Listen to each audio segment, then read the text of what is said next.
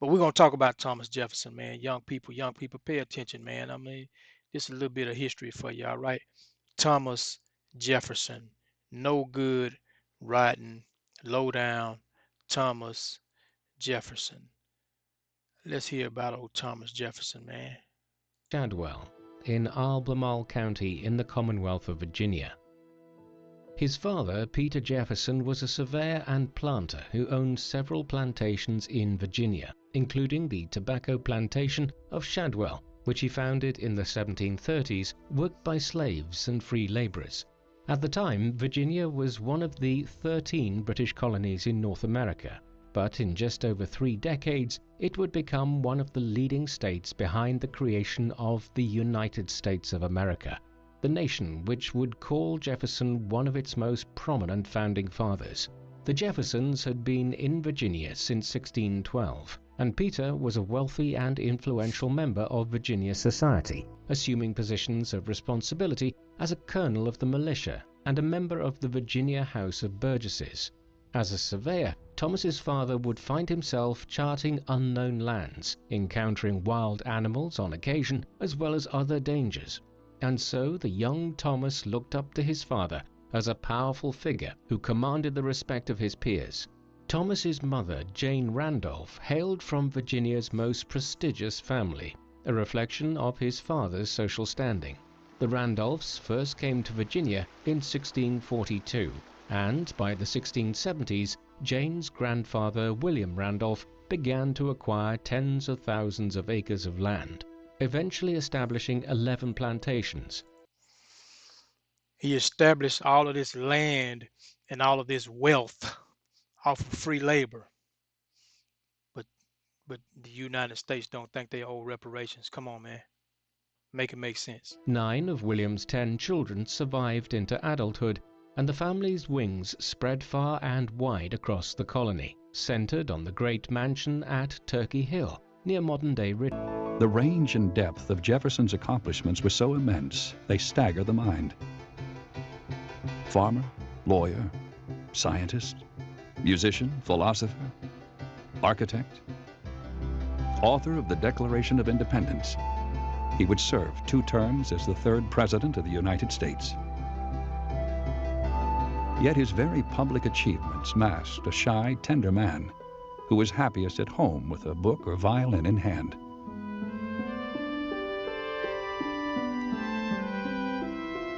His lifelong quest for wisdom produced a man of deep complexity.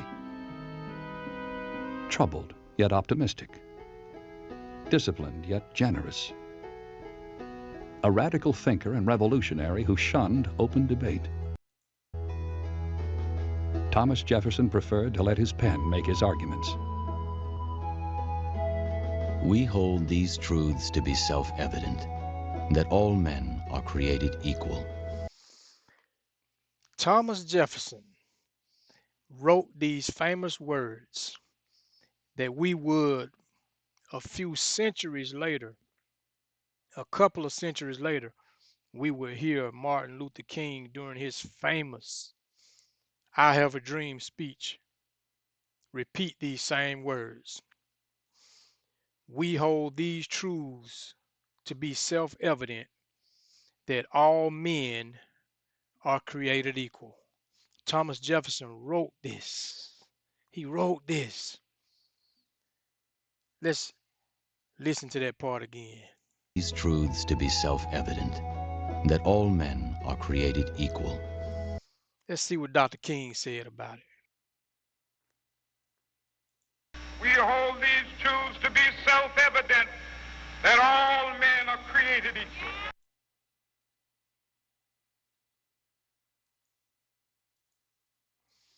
So we understand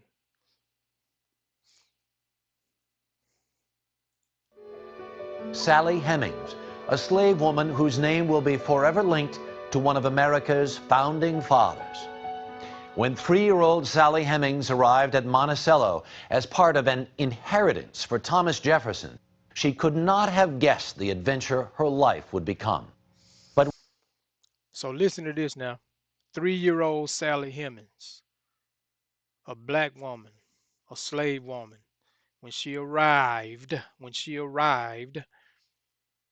at Monticello, the Jefferson plantation, one of the Jefferson plantations, the most famous, the most infamous Jefferson plantation. She was a slave woman. And what you're going to discover here is that Thomas Jefferson was married to her half sister, Martha. Thomas Jefferson was married to Sally Hemings' half sister. Of course, because you know these white men, these white slave owners, they would have relationships with um, not only their wife or whatever, but with so many of these slave women, man. It was sick, man.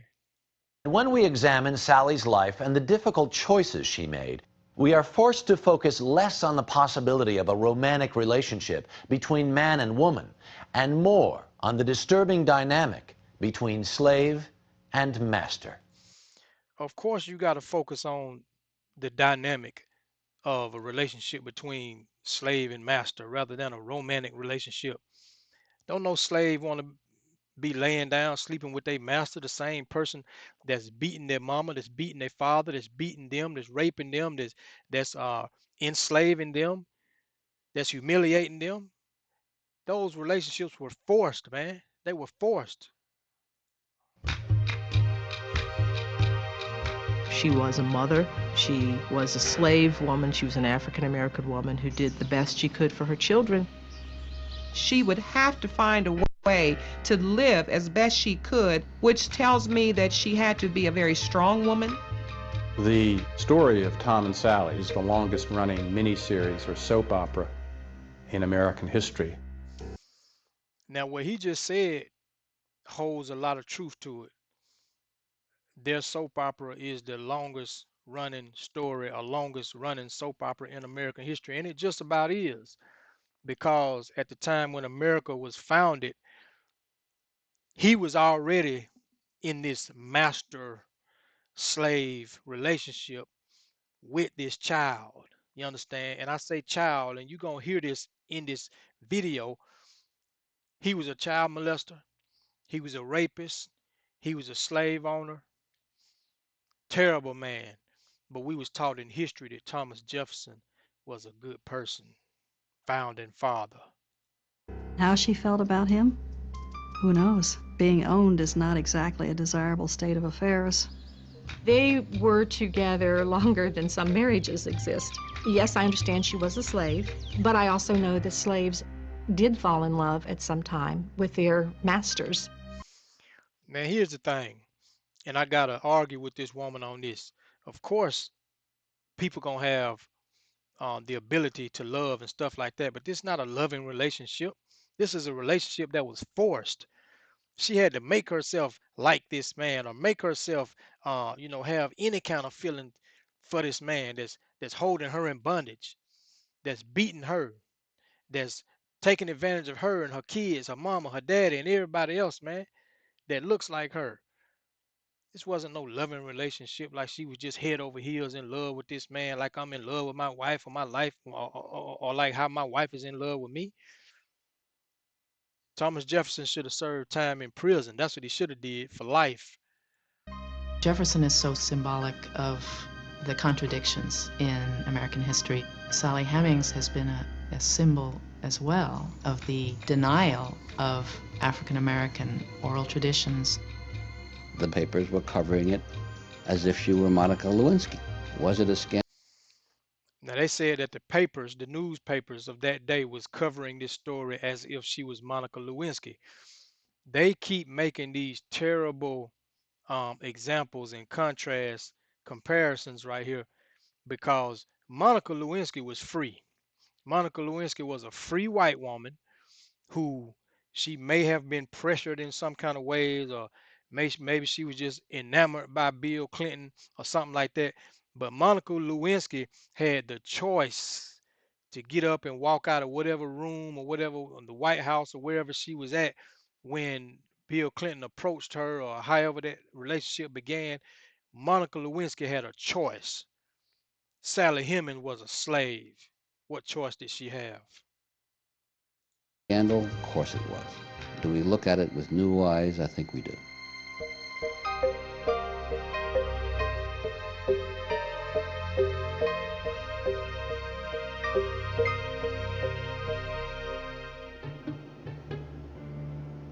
In November 1998, a tantalizing mystery about the private life of Thomas Jefferson yielded to science, shedding light on one of America's most complex and controversial presidents, and his slave named Sally Hemings.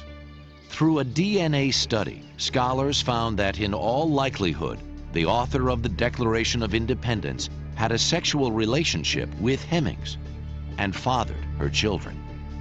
It was the weight of all of that evidence that led us to believe that there was likely a relationship between Thomas Jefferson and Sally Hemings.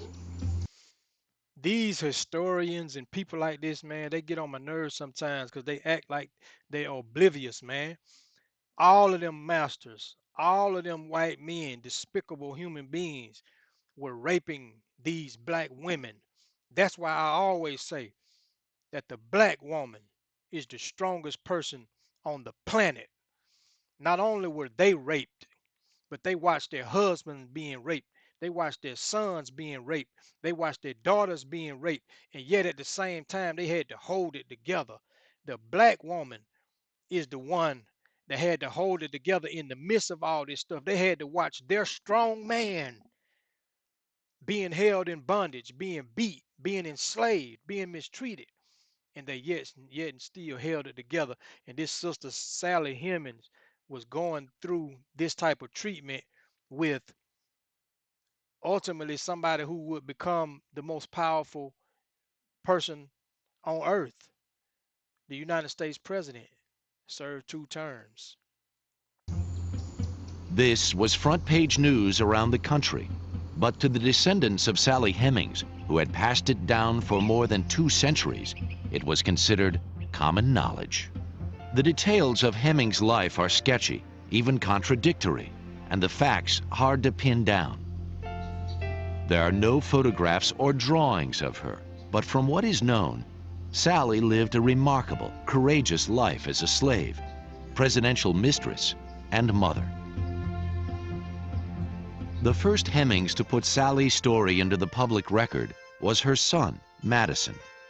In 1873, the 68-year-old Madison dictated his memoirs to an Ohio newspaper reporter. The Pike County Republican decided they were going to do a series of stories that had to do with ex-slaves. Madison was one of the most well-known ex-slaves that lived in the community. As a matter of fact, all of his neighbors knew the story of what his purported lineage was. For the first time, Sally Hemings' life was presented to the world. The story of the woman who would become renowned as Dusky Sally began with her grandmother in West Africa in the mid-1700s. The young woman, known as Baya Baya, was rounded up with others and forced onto a slave ship. Baya Baya became a slave in America. It was customary during that time that if you have a friend to visit you, not only do you feed him his food and his drink, they also would offer you a bed partner. This young girl, the African girl, was given to John Hemings. So now that's important now. Now you talking about Sally's mother, right? Being given to a friend of the Jefferson family as a bed partner. Sex with Captain Hemings produced a daughter, Betty. The girl grew up as a slave on the tobacco plantation of a man named John Wales in Virginia. Betty would have a fate similar to her mother's. John Wells had been married several times and his wives had died. He took her as his concubine, and she bore 6 children for him. One of their children, Sally, was born in 1773. Baby Sally had a white half-sister named Martha from her master's first marriage. Okay, so now from her master's first marriage, her half sister, Sally's half sister, Martha. Hmm. The year before Sally was born, Martha had married a wealthy 29-year-old revolutionary named Thomas Jefferson. By all accounts, Thomas and Martha were deeply in love. The year after Martha's marriage, her father died. She inherited Betty Hemings and her children. Sally was just 2 years old when she moved to the Jeffersons' mountaintop estate, Monticello. At Monticello, Thomas Jefferson listed Betty and all her children in his farm records with their last name, an early indication that Sally would lead a life quite different from that of most slaves. This is rare both at Monticello and on other plantations. A common method of referring to enslaved people is by referring to them by their first names only. I think it's clear that the Hemings family was different from other enslaved families at Monticello. The sort of up front and center slaves at Cello were almost all Hemingses. Almost all of them were very light-skinned. Some of them looked almost completely white. It was a way in which Jefferson, in some sense, concealed from others and perhaps even concealed from himself the reality of slavery by giving it a face that looked more acceptable. Special treatment, however, did not mean a life of leisure. Young Sally, like all slave girls, went to work as soon as she was old enough. Of course. These years were busy ones for the master of the plantation as well. Long before he became president, Thomas Jefferson was shaping the American Revolution. In June 1776, the 33-year-old wrote the Declaration of Independence in Philadelphia. His first draft included a passage blaming England's King George III for the slave trade and calling for its abolition. Now he calling for slavery to be abolished, right? But at the same time, he's still owning slaves. Make it make sense. It don't make sense. When he's writing this, and if he really believed in this, if you wanted slavery to end, then you should have let all your slaves go free, every last one of them. But he's writing this and saying that slavery should be abolished. Jefferson recognized that slavery was incompatible with the values of the Declaration of Independence and incompatible with the values of the American Revolution. But he was trapped within that condition, he himself a slave owner. Thomas Jefferson was no different than the other men of his time. Yes, he wrote the Declaration of Independence. He said, "We hold these truths to be self-evident, that all men are created equal. They had the right to property. My people were property." Shame. The Continental Congress rejected Jefferson's anti-slave passage as too controversial. Jefferson returned to Monticello after the Congress disbanded.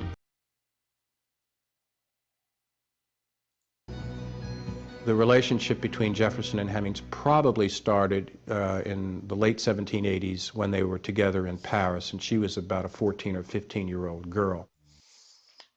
Man, did you hear what he just said? The relationship between this master, this rapist, this child molester, likely started while they were both in Paris. Well, what happened is Thomas Jefferson was the American ambassador, and so while he was over there in Paris, he sent for his daughter, and of course for his daughter to come, somebody had to come and be the maid for the daughter and stuff like that, right? And so 14-year-old Sally Hemings, she goes over to Paris, and of course she's under the control still of her master. And this how much psychological um this is how much psychological warfare can weigh on a person, man. Because in Paris, slavery at this time was banned. There were no slaves in Paris, but you can have such control over a person that she didn't run free. You know what I'm saying? And so you might ask yourself, man, why didn't she just run and escape? Even though on paper there were no slaves in Paris or whatever, you best believe Thomas Jefferson had enough control enough power and enough connections to keep that young girl under his control. She was a teenager, man, and he was 30 years older than her. He was 44 years old. She was 14. Thomas Jefferson should have been put in prison for a long time. He's a child molester, man. He's a rapist, man. 44 years old, man. 44 years old, messing with this 14-year-old little girl. And America, in America, the history books, our schools have traditionally tried to teach us that Thomas Jefferson was just a hero. And that's not the case, man. Thomas Jefferson should have been, um, he should have been on the pedophile list. You know what I'm saying? He's a pedophile, man. By 1788, the widowed Jefferson was waxing eloquently in letters about the domestic virtues of American women and life. Thomas Jefferson was just a terrible individual, man.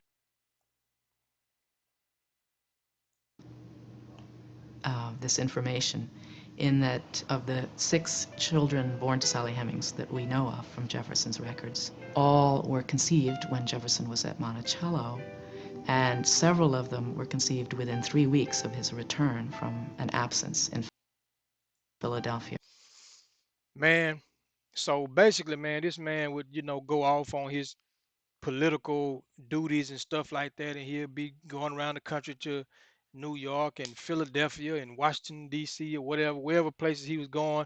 He come back to Monticello. His wife Martha had died by that time. Martha, who was Sally's half sister, um, he just come home, man, and just got his own little concubine at the house. And he steady impregnating. You know what I'm saying?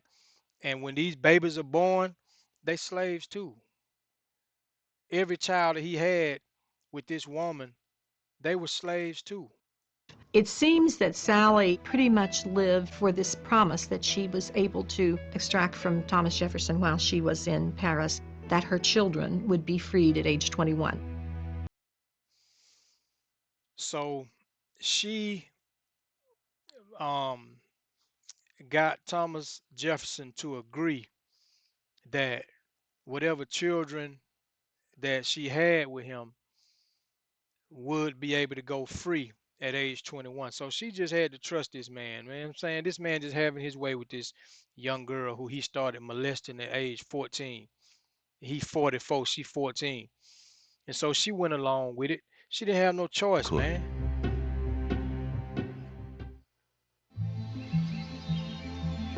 The Jefferson-Hemings sex scandal was still circulating in the newspapers of 1805, but Sally Hemings' life at Monticello maintained its normal pace. The 35-year-old gave birth to a son, Madison, that year. 3 years later, another boy, Eston, was born. Now that son Madison is the one who would grow up and years later would write the memoir about who his father was. You know what I'm saying? Thomas Jefferson. Sally's master, Thomas Jefferson, was now 65 and starting to slow down. His second term as president ended in 1809, and Jefferson returned to Monticello for good.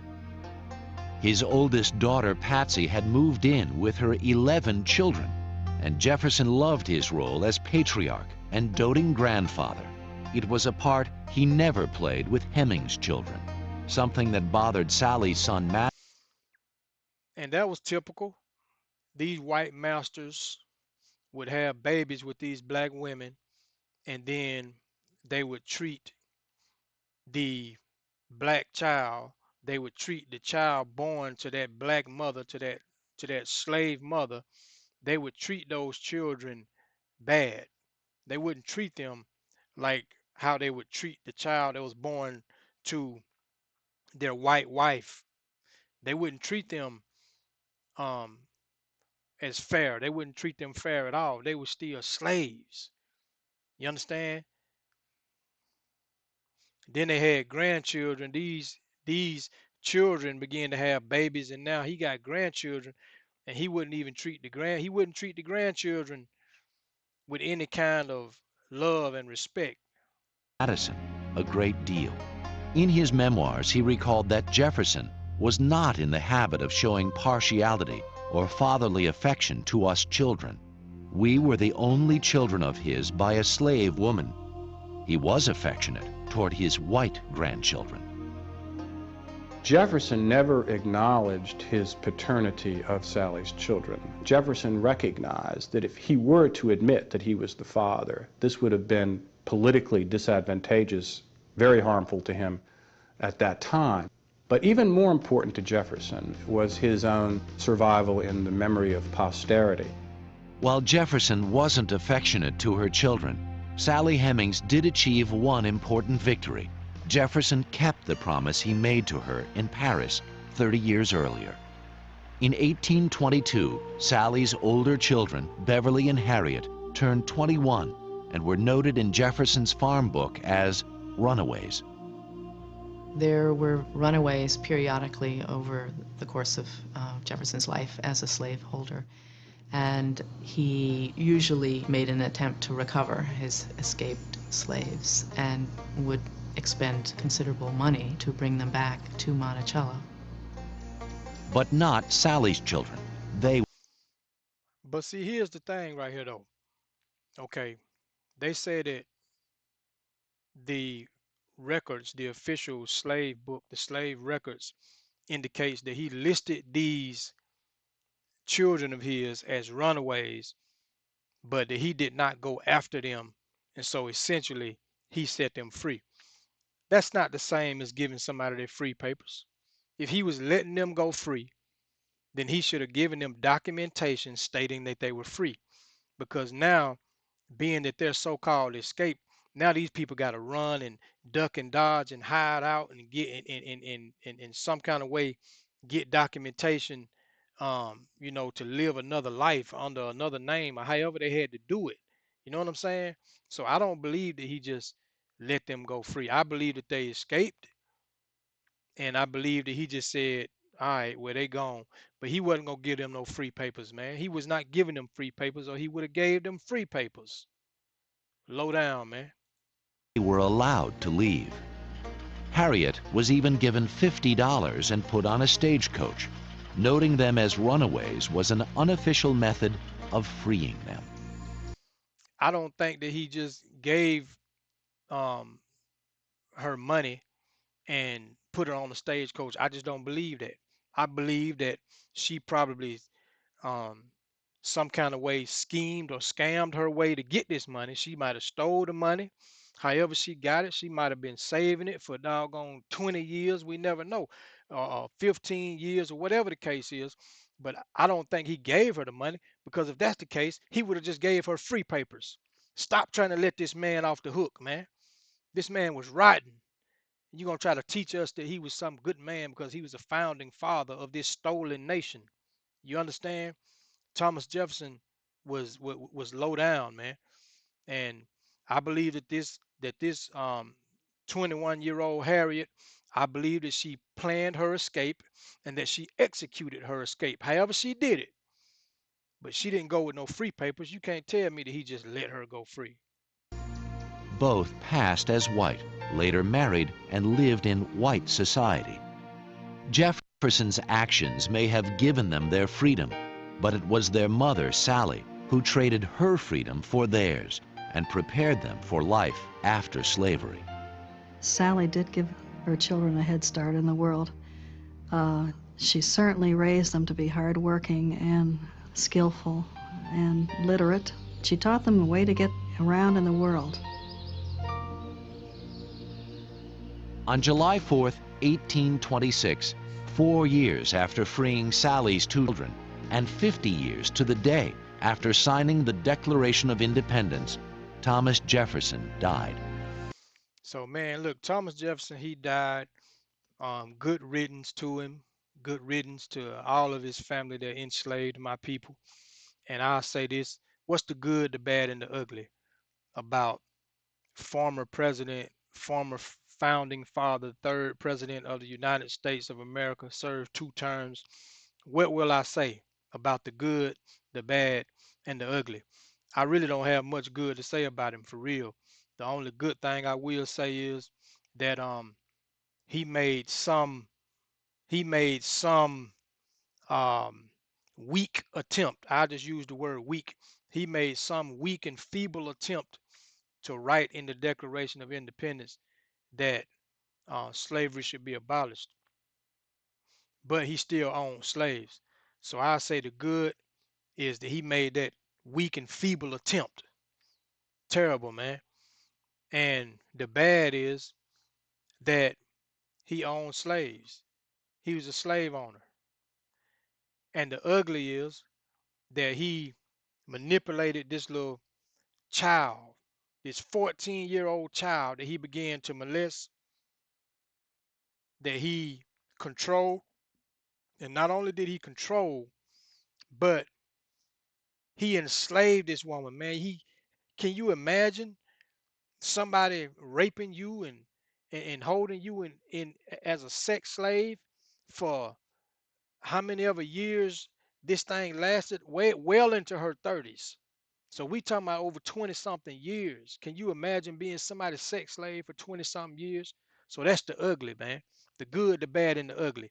Thomas Jefferson, low down, rotten slave owner, despicable human being. He is not a hero of mine, and he never will be, and he probably burning in hell. Thomas